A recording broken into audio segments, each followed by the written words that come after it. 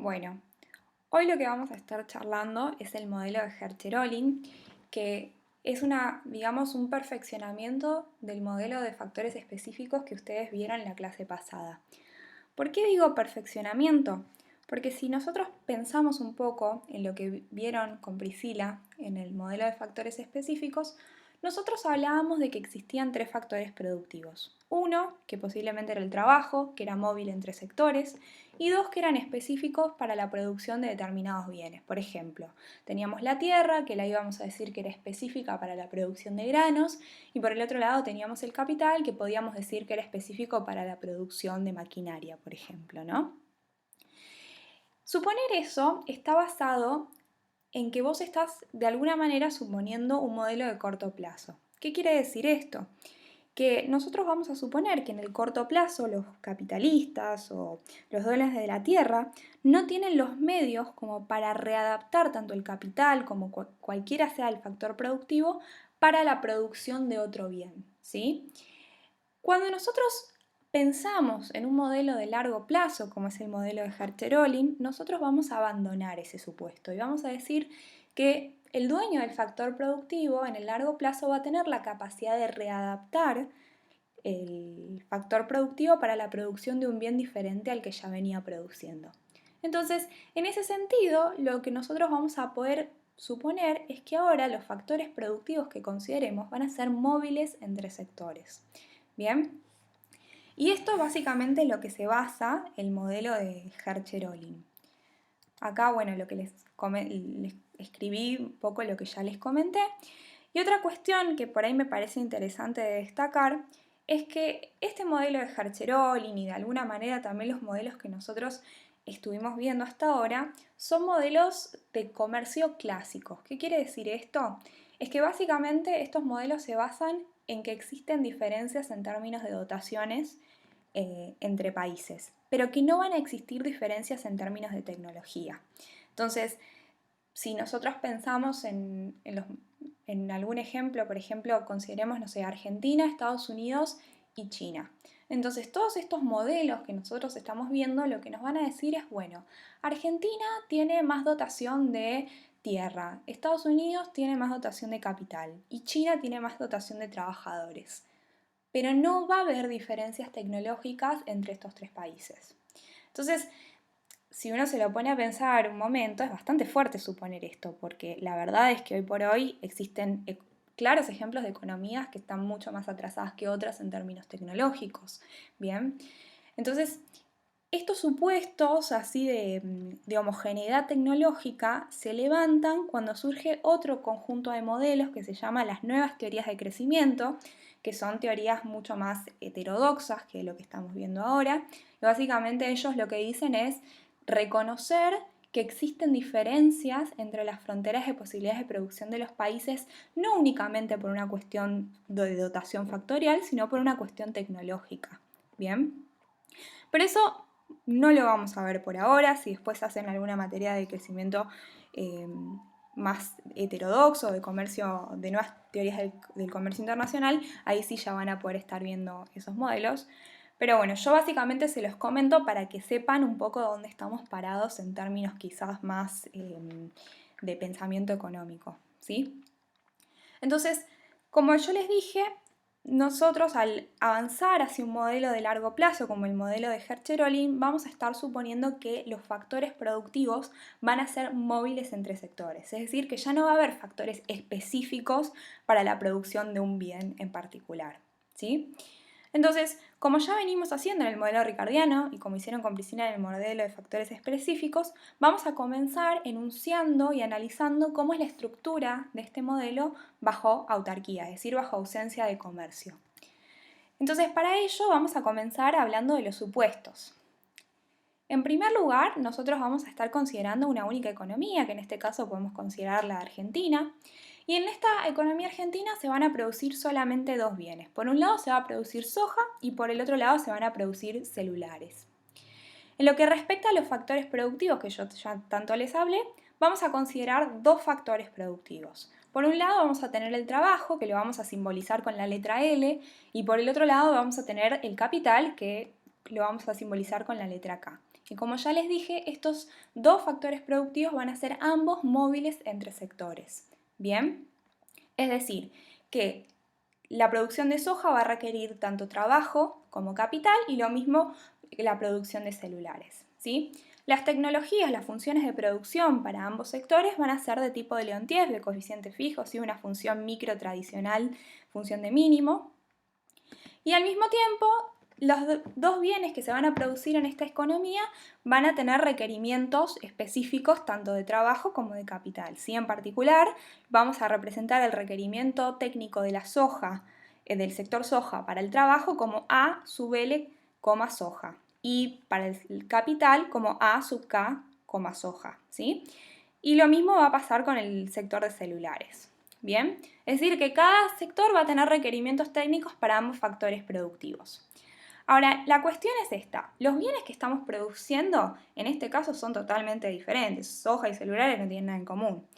Entonces, es lógico pensar que no van a requerir la misma cantidad de trabajo o la misma cantidad de capital, bien, por la naturaleza misma de los bienes. Entonces, lo que nos impulsa a hacer este modelo es hacer un supuesto en relación a la intensidad factorial, ¿sí? Es decir, si la soja, por ejemplo, utiliza más intensivamente el trabajo o más intensivamente el capital. ¿Bien? Entonces, en este caso, para mantener realismo, el supuesto de intensidades relativas de factores va a ser el siguiente.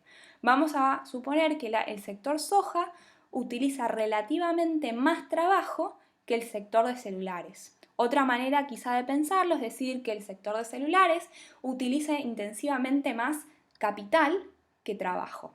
¿Bien? Entonces, esta es una diferencia fundamental con el modelo de factores específicos que ustedes habían visto antes. Nosotros no suponíamos intensidades factoriales, ¿sí? Entonces, esto por un lado. Ahora lo que vamos a hacer es hacer un supuesto en relación a la demanda. No se olviden que todos estos modelos que nosotros estamos viendo ahora son modelos de equilibrio general basados en la producción. Cuando tenemos este tipo de modelos, lo que nosotros tenemos que hacer es hacer un supuesto en relación a la demanda que nos permita a nosotros estar tranquilos de que las demandas no se van a comportar de una manera rara.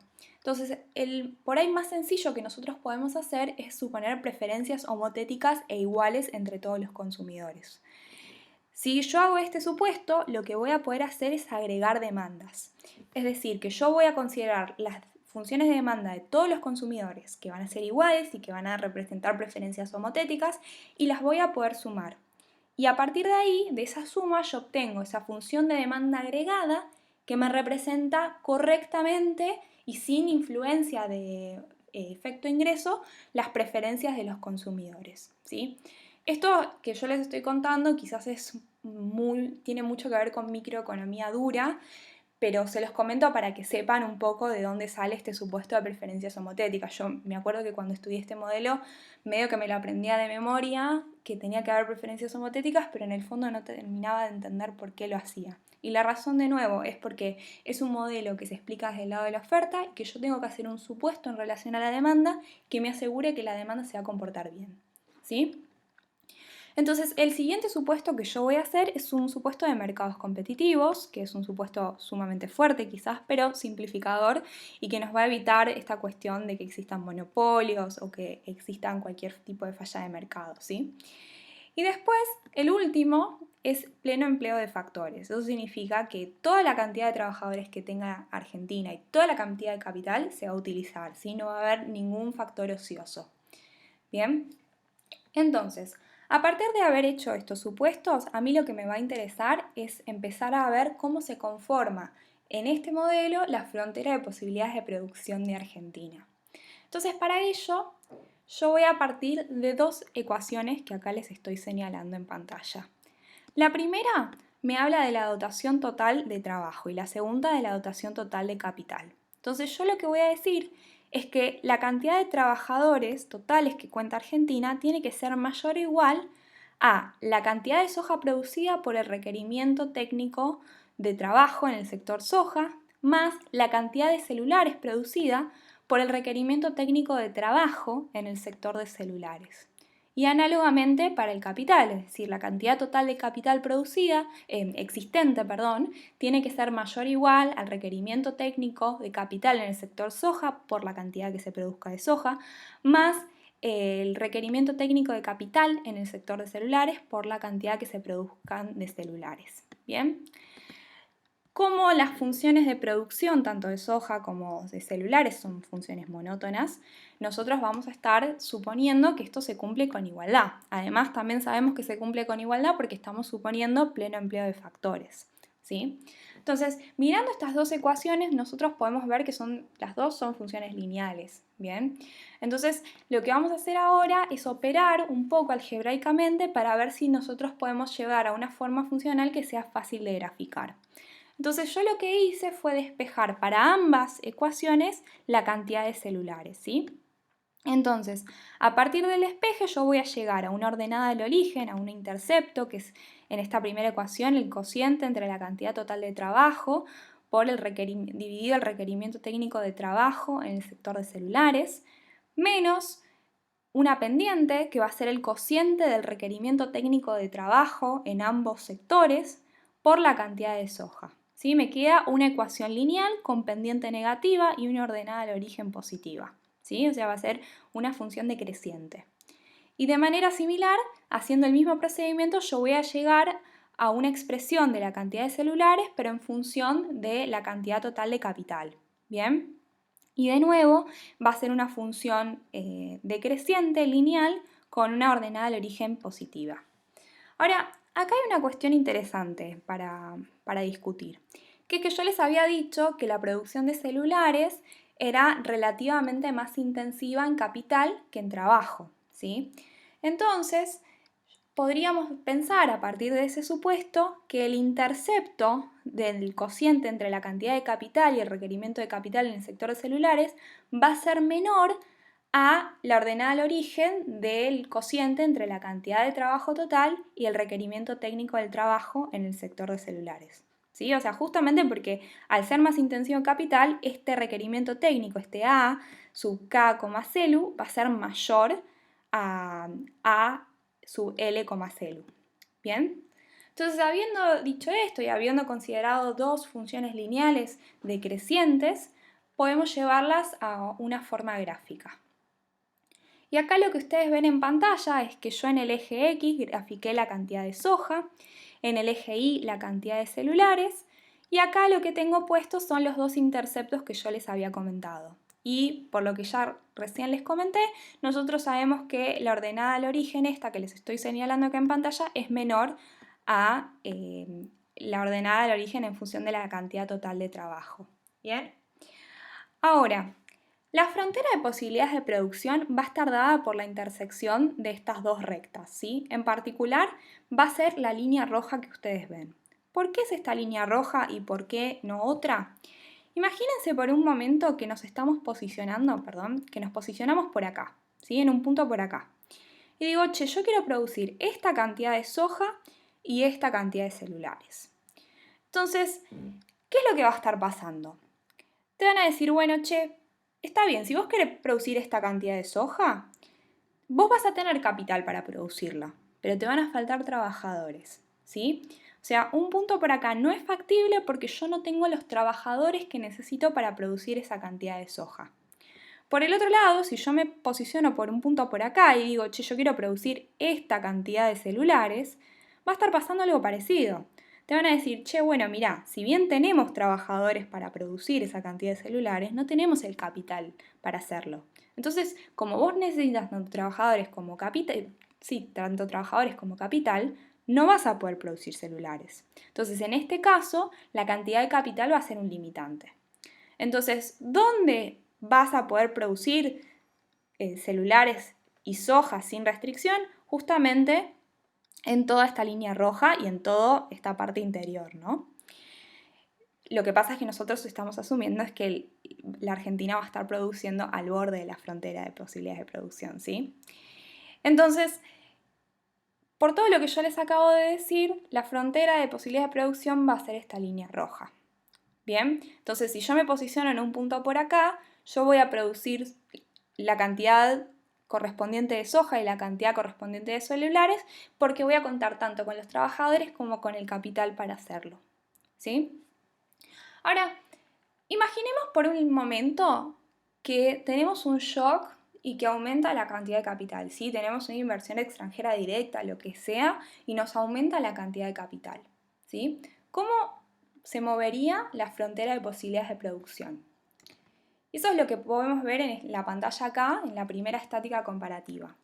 Cuando nosotros aumentamos la cantidad de capital, lo que está pasando es que se está moviendo la ordenada al origen de la función de capital, ¿sí? No se está moviendo la pendiente, porque los requerimientos técnicos para la producción de soja y la producción de celulares sigue siendo la misma, eso no cambió, ¿sí? Entonces, como solamente cambió la dotación factorial, lo que nosotros estamos viendo es un corrimiento de la frontera de posibilidades de producción, ¿sí? Y ese corrimiento va a ser sesgado hacia la producción de celulares.